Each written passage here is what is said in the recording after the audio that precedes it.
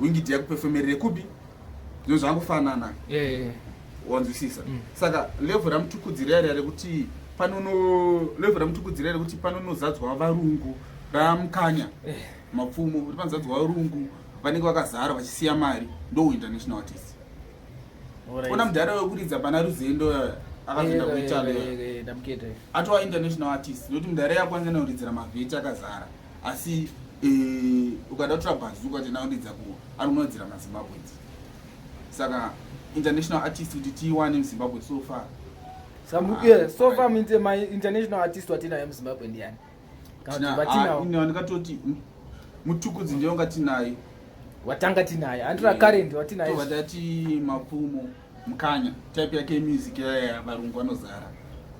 ende dzimwe nyika ndombonzwa vamwe vanotera nawo chita ndamboteerera maproducers vachiti ndakaisipiwa namapfumo tumbira mbira chichichi vachisa maprojects avo which means he is now an international artist ko JB japress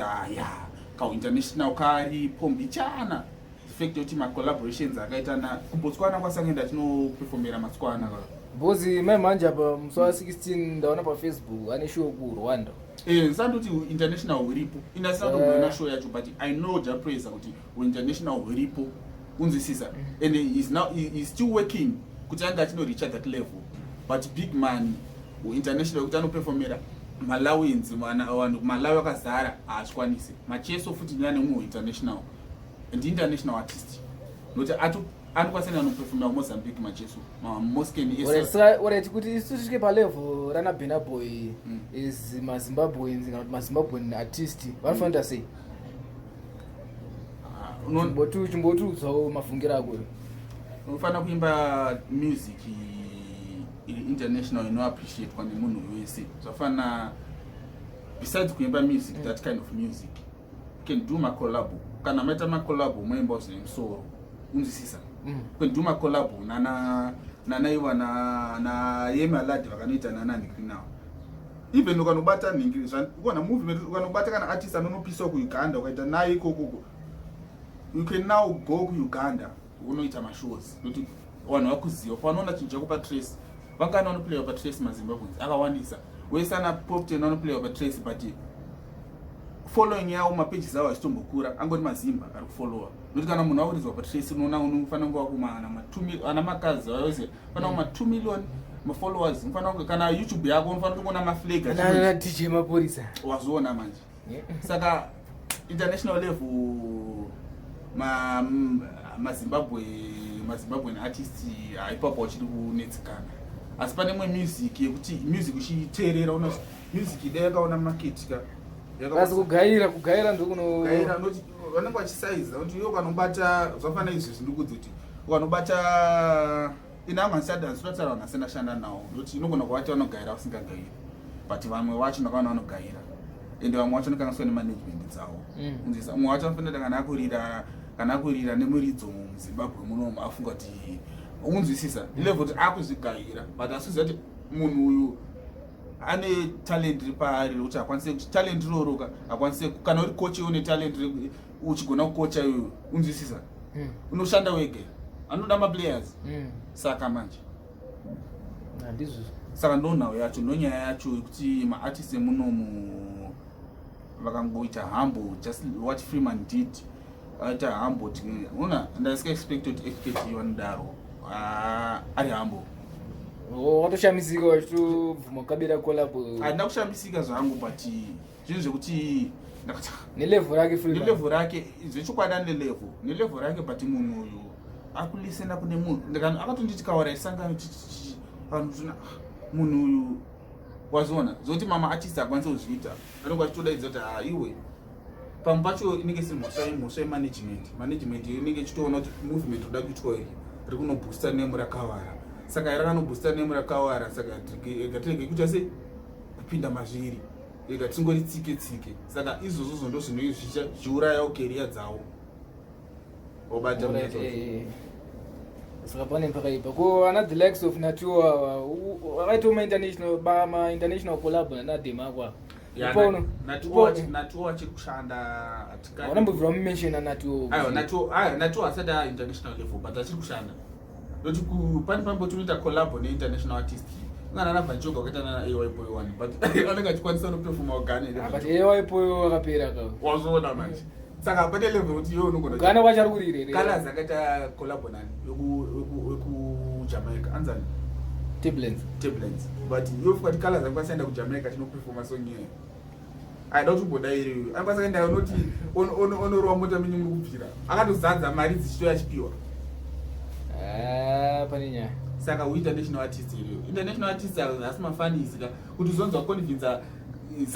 Zambia yese uri muZimbabwe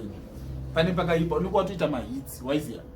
unenge watoita mahits saka ndo nhau dzacho kuti ungoita collab nemunhu wekuzambia kana nemunhu weMalawi kana nemunhu weku unogona kuita collab na Beyonce chaichero usafunga kuti watowa international artist tinoda kuzona results anobuda after you have collaborated na Beyonce tuona results anobuda even mapages yako tokona zvirongokura YouTube yako wakuricha mamiliyoni within seconds within hours munhu akupinda miliyoni takona munhu saka ku music industry mu Africa nyika dzikuita musoro ndana Nigeria na South Africa handiti ndo vanhu vari kuenda musoro ende vanhu vana advantage na Ghana type yawo music ino appreciate nemunhu wese ende vanoberekana uya vano collaborate na uya vanodai handa saka mafans awo zvinenge zvine punch but munomu kuti tiberekane mati sedonga chinoberekana ka pane pakaipa mumwe akatoedza kuti haina ndite zvemagroup kuti property saka pane pakaipa kuti zvinge zvishanda seizvozvo waiziya saka munhu anongosiyiwa achita zvake asingaite zvemagroup ngaishande ega uyo anongoitawo zvake uyo anongoitawo zvake ufuichi manje wasutoziva kuti vakanobatana manjika chinhu chavo chikanoiswa patrace vagara vanorizwa patrace but wana maforce waiziya wana simba noti that's why unoona Buffalo Soldier ameno chinoitika paari but level international ka anokwanisa nga chinodongorera kudai so anokwanisa kuripinda karamba shanda kuti anokwanisa kunodaidzwa namalawi asitapa level racho asitapo asati asvika ukwana asati asvika sei uchidaro una international artist chao sekubatanidza kuti unodzoka back kuZimbabwe uchinobatanidza zvinhu uchinofeaturana naKina aiwa waiziya akukina nomushori aya usushora kwezatati kubatanidza zvinhu unzwisa Buffalo Soldier kutisha kutobatanidza zvinhu kuti zvinhu zvake zvinge mapages ake anga achikura YouTube ona Buffalo Soldier if you look at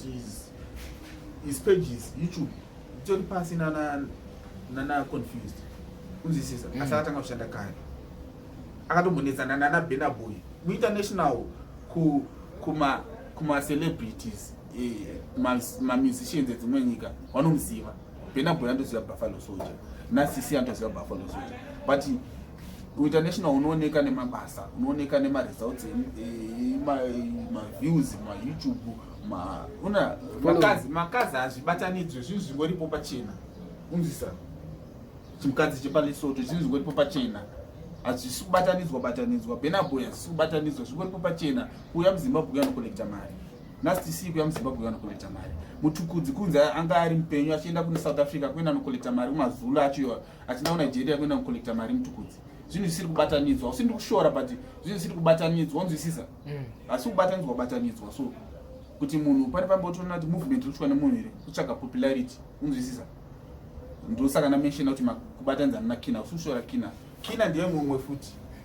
kina professionalism harana YouTube account sha kana Facebook ambori naye professionalism unoona ndo zvimwe zvinhu zvoti anakina vanoramba chibofanenzara noti time yakashanda nepasvika izvisvika anofanira nga kutongotya mari dzemusic but achikuda kutofanira kutoshanda nhasi munhu apinda ndunge yuti asimuka nhasi kina rufanira kunge achitobatana naye toenda futi but ona pakaipa professionalism pana kina. What about Kilati aripo Kilati professionalism iripo kugona anogona but sondataura izvozvo kuti pane pamba pachilekwa nemanagement so diki pamba chikolekwa nemanagement yake but zvese bhuku kuna Kilati music anotraya kuchinja Kilati nemunhu anotorida audience toona havachafariri zvinhu izvo ukasika kuchinja waiziya anototraya ende Kilati chinja yake chese chaita chinoappreciatwa but pane pachilekwa nemanagement yake kuti pakangogadziriswa panhu ipapo ka level international tinoenda achiamini tinoenda wingidi tinoenda international femani wese wana mabhebhi ese anatamimo amara brown wese vanogadziswa padiki tinoenda international level amara futi akutozikanwa zvekutodaro but asati akundaona chizoita ake mashows estaff but the fact ototi kuzambia ikoko vatoti toda amara vanomuziva waiziva saka vanhu vekuti vakaramba vachishanda vanoenda kumberi vanhu ivavo nananatio nevamwe ana roki aufa roki ndakakamboitoti makolabo nemainternational artists ya roki makolabo aitwa but iwewe kana uchinoshanda pane vamwe vanhu vasingazivi vari into music business unzwisisa Passion Java is into music business asi manager unzwisisa anene zvemanagement yako ndakazoona izvozvo pane angu epatani kuti Passion Java angori into music business newe chete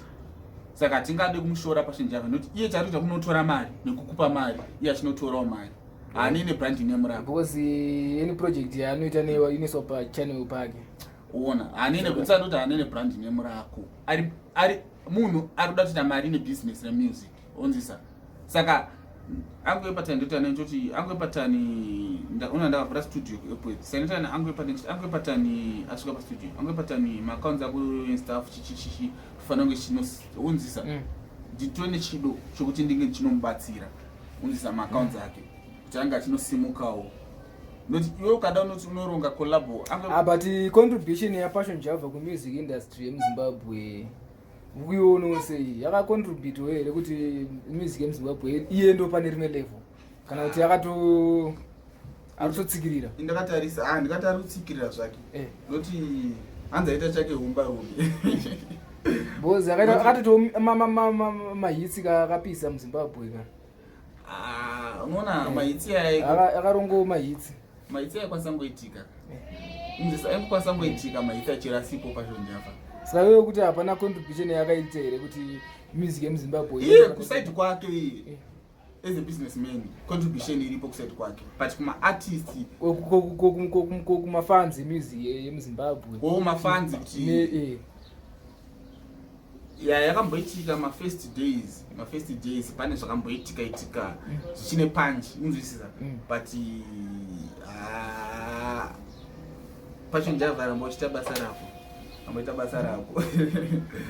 music business ndo raari Passion Java saka atingade kuti ona pane pamboti kuona munhu business rakuita business iri but business rakuita iroro chona kuti matorera kuita mari business iroro but macustomer ari kudhurisirwa apa haukwanisi kuenda unoudza macustomer waiziya saka akanimeshini zvinhu but rokanga apera akatombosimudzirwawo akatombousandati Passion Java ramboita basa kuna roki ona Passion Java anenge achitoziva kuna roki atoziva kuti munhu wanga apera noti ana roki vana undangopushwa kavaive vana siri hard working roki akwana mikani akawanda big brother anzani mampi wekuzambia mampi akatombondibvunza about roki mampi wekuzambia achiti roki tokwanisa kuita something chichine but the fact yekuti ana roki vanhu vasiri serious uza kuna munhu ari talented wakanoona mafootballers muno Mbare